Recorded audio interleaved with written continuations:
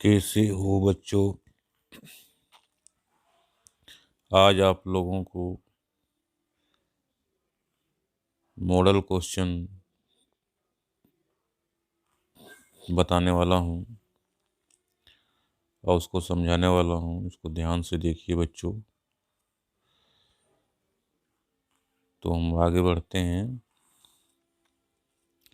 देखिए, पहला क्वेश्चन है बच्चों कि निम्नलिखित में से कौन सी इकाई की विशेषता है। यूनिट एंड डायमेंशन आप लोग पढ़े होंगे बच्चों। यूनिट एंड डायमेंशन में जो यूनिट होता है उसकी क्या विशेषता होती है। यूनिट जो होता है स्टैंडर्ड यूनिट, वो तो सार्वभौमिक होना चाहिए, हर जगह मान्य होना चाहिए, या अपरिवर्तनीय और अच्छी तरह से परिभाषित किया जाना चाहिए, बिल्कुल है। या उपयुक्त आकार का और आसानी से उपलब्ध होना चाहिए, बिल्कुल है। तो उपरोक्त में सभी होगा, डी नंबर होगा बच्चों। ये बात समझ में आया होगा। नेक्स्ट देखते हैं हम लोग क्वेश्चन बच्चों। ये दूसरा नंबर का सवाल है। दूसरा नंबर का सवाल क्या है कि गुरुत्व स्थिरांक का आयामी सूत्र क्या है। The dimensional formula of gravitational constant. तो आप तो ध्यान से देखिए बच्चों, गुरुत्व स्थिरांक का आयामी सूत्र क्या होगा। तो देखिए, इसका यूनिट क्या होता है। गुरुत्व स्थिरांक का यूनिट होता है, क्या होता है बच्चों, होता है इसका newton metre square per kg square. Newton metre square per kg square, ये यूनिट होता है बच्चों। तो न्यूटन का डायमेंशनल फार्मूला क्या हो जाएगा, M Newton metre square per kg square. तो एन का क्या हो जाएगा, force into acceleration, mass into acceleration. तो हो जाएगा एम एक्सलेशन क्या हो जाएगा, metre per second square, L T to the power -2।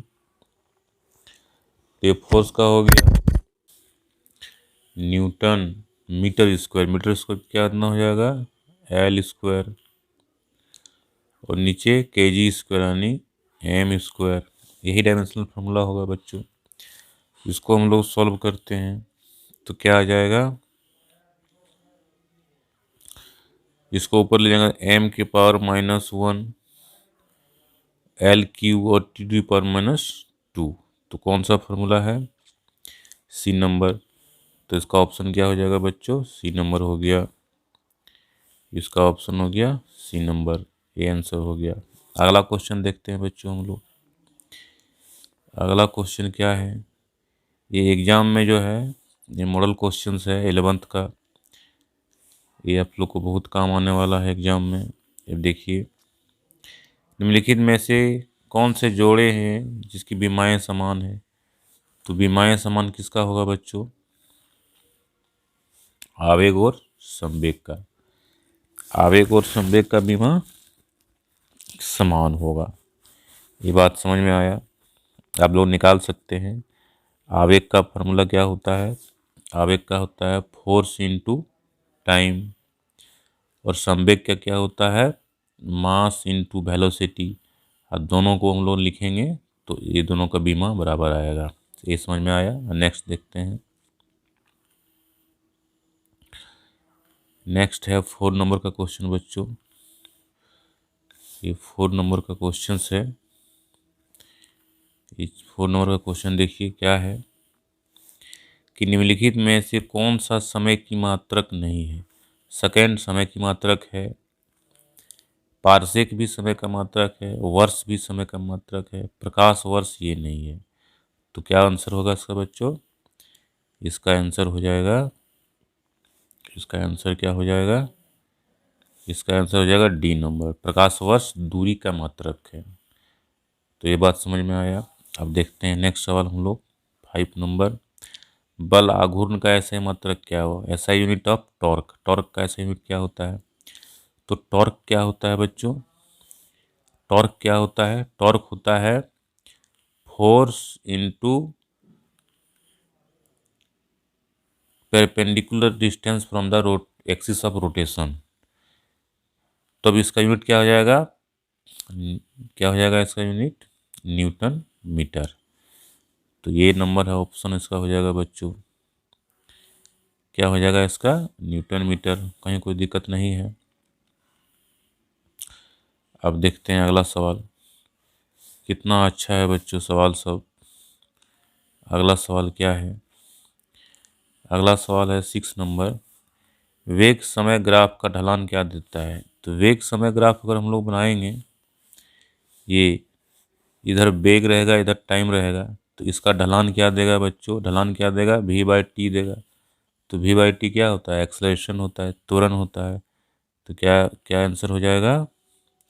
इसका आंसर हो जाएगा बच्चों सी नंबर, त्वरण हो जाएगा। अब हम लोग नेक्स्ट क्वेश्चन देखते हैं 7 नंबर। 7 नंबर में क्या है बच्चों? 7 नंबर का सवाल क्या है कि एक गेंद को लंबवत रूप से 20 मीटर पर सेकंड के वेग से प्रक्षेपित किया जाता है, पहले 2 सेकंड में तय की गई दूरी ज्ञात कीजिए। कह रहा है कि ये ball is projected with velocity 20 metre per second vertically, find the distance travel in 2 second, first 2 second. बच्चों इस तरह से फेंका जा रहा है कोई गेंद को ऊपर, तो 2 सेकंड में कितना दूरी तय करेगा? तो इसको हम लोग निकाल सकते हैं। एच बराबर U T plus half G T square. कहीं कोई दिक्कत नहीं है बच्चों, इससे निकाल सकते हैं। तो क्या हो जाएगा? ये डिस्टेंस क्या हो जाएगा?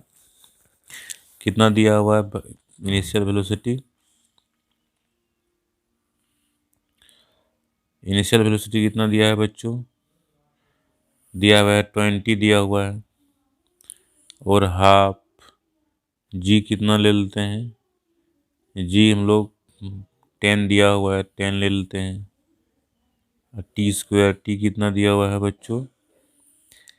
टी जो दिया हुआ है 2 सेकंड, तो 2 सेकंड का स्क्वायर करेंगे, हाफ जी टी स्क्वायर, तो 4 हो गया। इसको कटा देते हैं, 2 दूना 4, कितना? 10 दूना 20, 20 और 20 40। तो कितना जाएगा बच्चों? इनमें से कोई नहीं, कोई ऑप्शन इसमें है ही नहीं। तो ये क्या हो जाएगा? डी नंबर हो जाएगा, इनमें से कोई नहीं। नेक्स्ट सवाल जाते हैं बच्चों, 8 नंबर का सवाल है। 8 नंबर का सवाल क्या है बच्चों? ध्यान से देखिए इसको। 8 नंबर का जो सवाल है, त्वरण किस प्रकार की भौतिक राशि है? त्वरण मतलब समझते हैं आप लोग, त्वरण क्या है? जिसकी दिशा भी हो और मैग्नीट्यूड भी हो, त्वरण क्या है? सदिश राशि है। ये बात समझ में आया। नेक्स्ट सवाल देखते हैं, 9 नंबर का सवाल है बच्चों। क्या 9 नंबर का सवाल है? 9 नंबर का जो सवाल है क्या है? 9 नंबर का सवाल है, यदि किसी वस्तु का विस्थापन शून्य है तो हम उसकी तय की गई दूरी के बारे में क्या कर सकते हैं? यदि विस्थापन दूरी शून्य है तो दूरी के बारे में क्या कर सकते हैं? देखिए, अगर कोई गेंद फेंकते हैं, मान लीजिए गेंद फेंक के यहाँ गया और फिर वापस आ गया, तो विस्थापन क्या हो गया? 0। जितना ऊपर गया उतना नीचे आया, तो विस्थापन तो 0 हो गया, लेकिन दूरी तो 0 नहीं हो सकता है। दूरी तो ए प्लस होगा, दोनों में D1 और D2 प्लस होगा। तो इसमें हम यही कह सकते हैं कि विस्थापन शून्य हो सकता है, लेकिन दूरी जो है शून्य हो भी सकता है और नहीं भी हो सकता है बच्चों। तो देखते हैं, ऋणात्मक है, शून्य होना चाहिए, शून्य नहीं हो सकता है, या शून्य भी हो सकता है या नहीं भी हो सकता है। ये दोनों हो सकता है बच्चों। विस्थापन अगर शून्य है तो ये दोनों संभव है कि शून्य भी हो सकता है और नहीं भी हो सकता है। ये बात समझ में आया। अब हम लोग नेक्स्ट देखते हैं 10 नंबर का सवाल बच्चों। 10 नंबर का सवाल क्या है बच्चों, ध्यान से देखिए। दो कारें ए और बी 100 मीटर किलोमीटर प्रति घंटा और 60 किलोमीटर प्रति घंटा के वेग से बढ़ रही है। यदि दोनों कारें एक सीधी रेखा में एक ही दिशा में चल रही है तो कार बी की तुलना में कार ए का अपेक्षित वेग क्या होगा।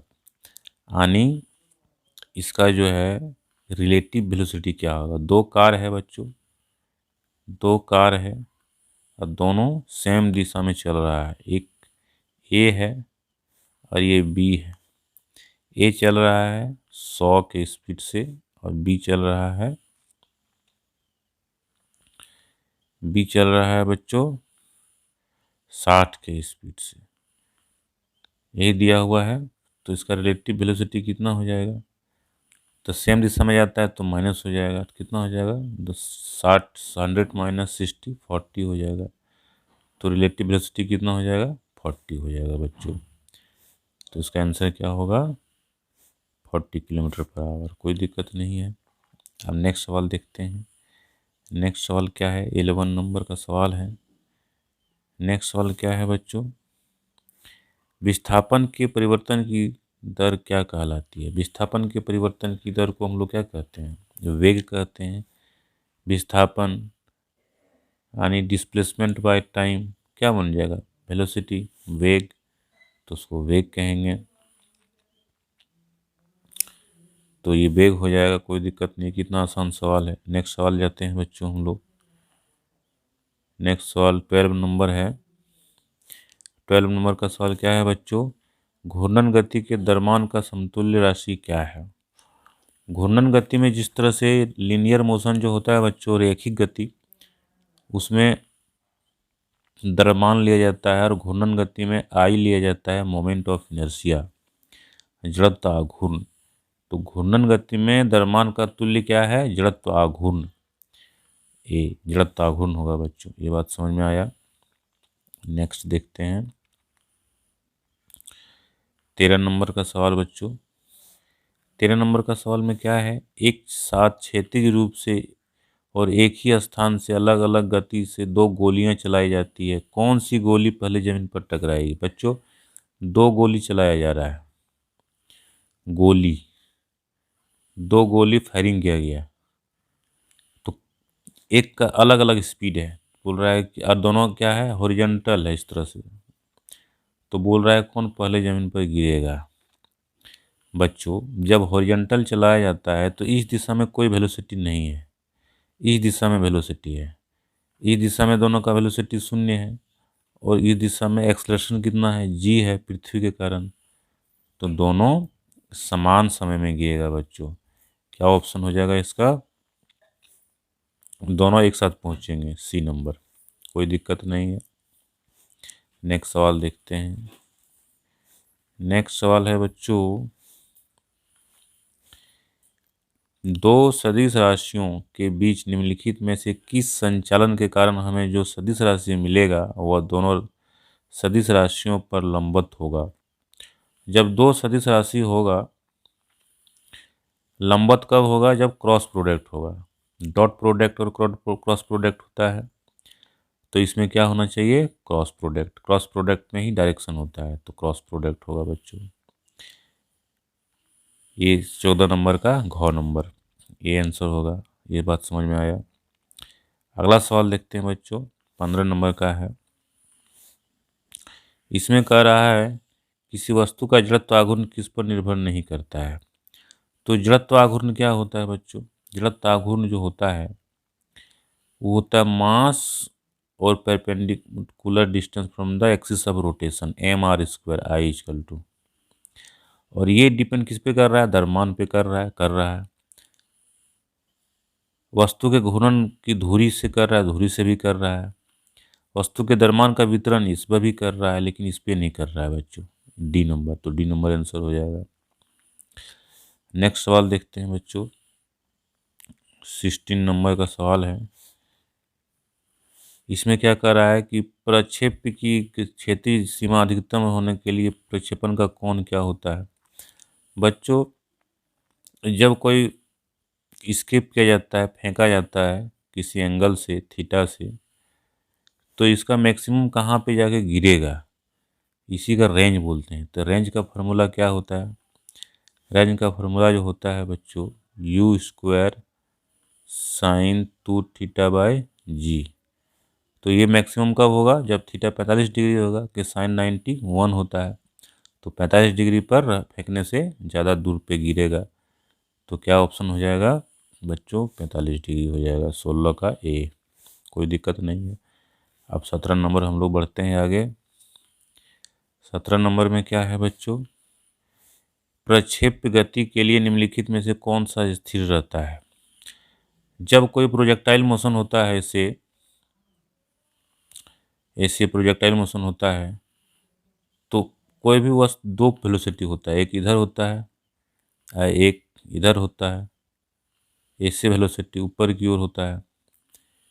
तो इसका जो हॉरिजॉन्टल वेलोसिटी होता है, वेग का क्षैतिज घटक जो होता है वो स्थिर रहता है, यानी you cos theta.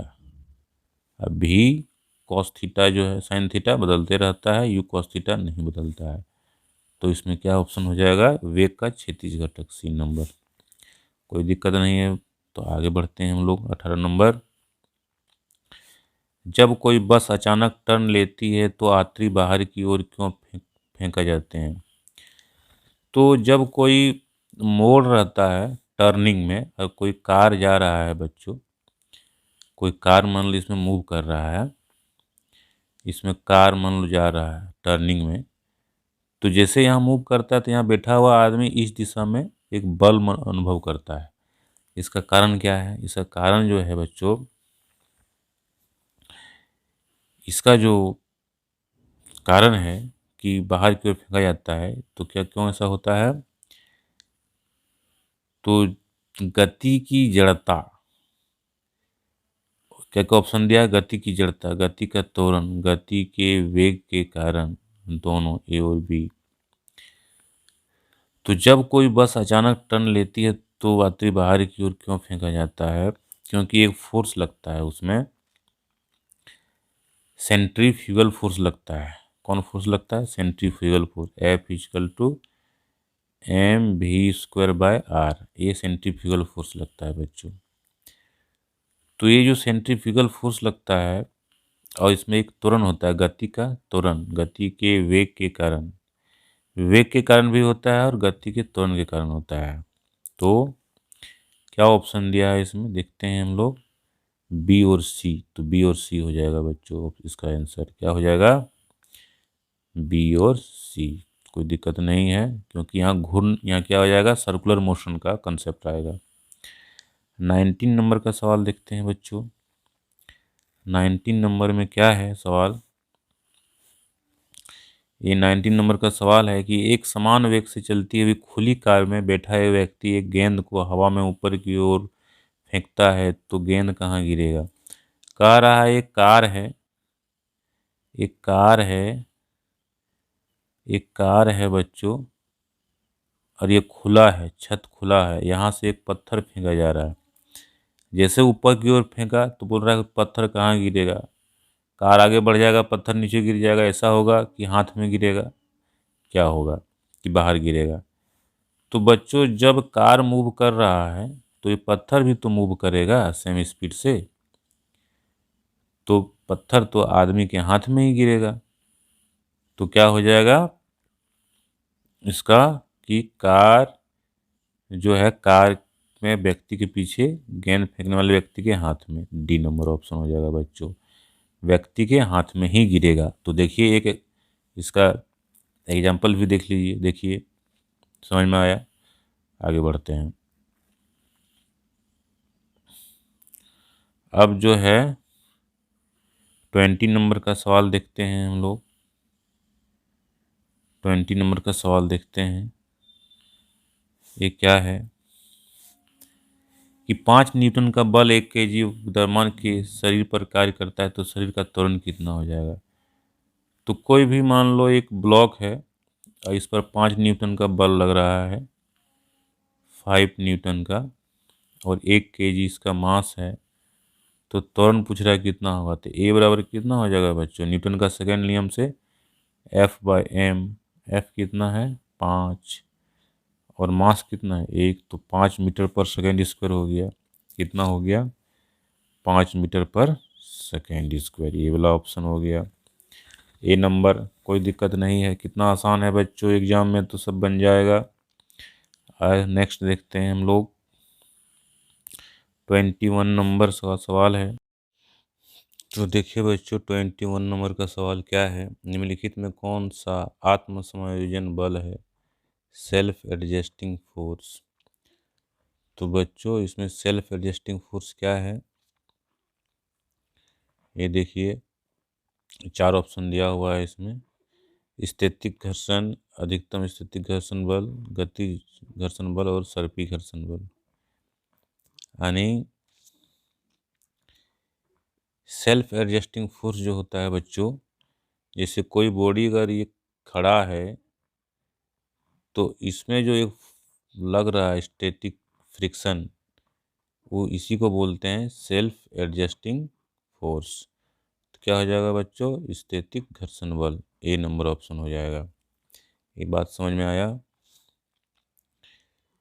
Static friction, ये बात समझ में आया। अब 22 देखते हैं इसमें क्या है।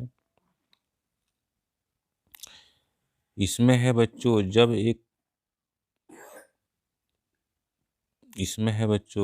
एक सिस्टम पर लगने वाला बल आघूर्ण शून्य हो तो निम्नलिखित में से किस राशि में बदलाव नहीं होना चाहिए।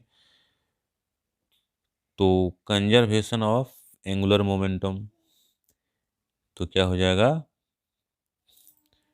बच्चों एंगुलर मोमेंटम। ये दिया अंग्रेजी में, सही ऑप्शन दिया हुआ है, इसमें कोणीय वेग लिख दिया है, तो एंगुलर मोमेंटम होगा बच्चों कोणीय संवेग। तो ये बी नंबर ऑप्शन होगा बच्चों 22 नंबर में। नेक्स्ट सवाल देखते हैं हम लोग।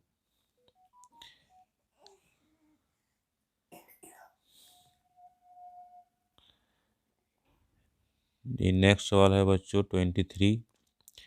क्या लिखा है, 300 ग्राम द्रव्यमान का एक हथौड़ा 400 मीटर पर सेकंड गति से चलते हुए एक कील सेट करता है। कील 0.2 सेकंड के बहुत कम समय में हथौड़े को रोक देती है, तो हथौड़े पर कील के द्वारा लगाया गया बल कितना होगा बच्चों। जैसे कोई कील है बच्चों, एक कील है, इस पर हथौड़ा से मारा जा रहा है, तो इस पर बल कितना लगेगा, और हथौड़ा जो स्पीड से कितना है देखते हैं। 300 ग्राम द्रव्यमान का हथौड़ा है, तो 300 ग्राम का है, तो इसको 300 ग्राम बटे 1000 से डिवाइड करेंगे तो केजी में बदल जाएगा, गुना वेलोसिटी कितना है 40 मीटर पर सेकेंड, और टाइम से इसको डिवाइड करेंगे बच्चों, तो ये क्या बन जाएगा एक्सलेरेशन। तो गुना त्वरण क्या होता है फोर्स होता है, तो इसको कैलकुलेशन करते हैं हम लोग। ये कट गया, ये कट गया, ये कट गया, तो कितना होगा 4 तिया 12, ये डबल जीरो ऊपर चल जाएगा, ये पॉइंट हट जाएगा, 3 दूना 6, 6 पर 2 जीरो, 6 पर 2 जीरो, 600 न्यूटन का बल लगेगा बच्चों। क्या ऑप्शन हो जाएगा, ये ऑप्शन हो जाएगा बच्चों ए नंबर 600 न्यूटन। ये बात समझ में आया। 24 नंबर का सवाल देखते हैं हम लोग। 24 नंबर का सवाल क्या है बच्चों, कि 40 ग्राम द्रव्यमान की एक गोली को 8 केजी द्रव्यमान की बंदूक से 800 मीटर पर सेकेंड के वेग से दागा जाता है, तो बंदूक के पीछे हटने के वेग की गणना कीजिए। कि 40 ग्राम का बुलेट है और 8 केजी का बंदूक है, और बुलेट जो है 800 मीटर पर सेकेंड की स्पीड से फायर किया गया, तो calculate the recall velocity of gun. तो यहाँ क्या लगाएंगे, कंजर्वेशन ऑफ मोमेंटम, बंदूक का मास गुना बंदूक का वेलोसिटी, गोली का मास 40 ग्राम बटे 1000 केजी में बदल दिए, और इसका वेलोसिटी 800। 2 जीरो कट गया, 2 जीरो कट गया, 1 जीरो कट गया, 1 जीरो कट गया, और ये 8 कट गया, ये 8 कट गया बच्चों। गया, उतना बच गया, v बराबर 4 मीटर पर सेकेंड, ये रिकॉल वेलोसिटी हो जाएगा। तो क्या ऑप्शन होगा इसका? 4, ये दिया हुआ है डी नंबर, ये ऑप्शन हो गया आंसर। अब नेक्स्ट सवाल देखते हैं हम लोग 25 नंबर।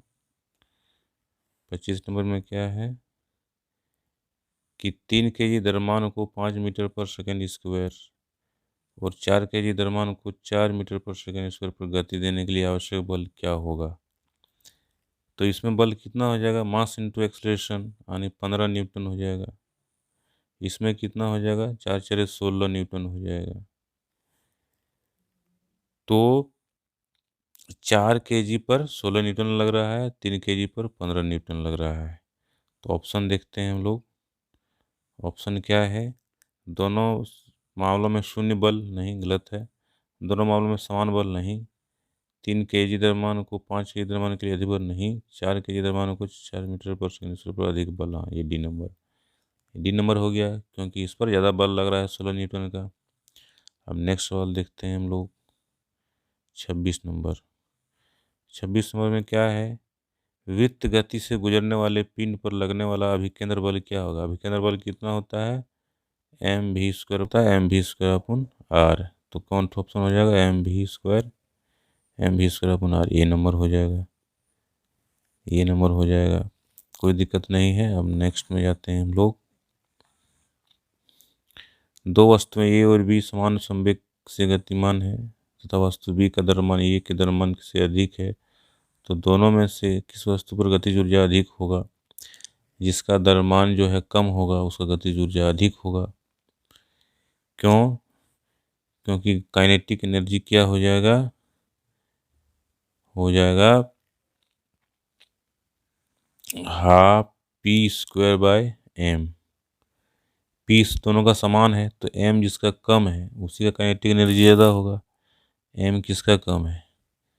b का द्रव्यमान a के द्रव्यमान से अधिक है, यानी b का ज़्यादा, a का काइनेटिक एनर्जी ज़्यादा होगा, तो a का गतिज ऊर्जा ज़्यादा हो जाएगा।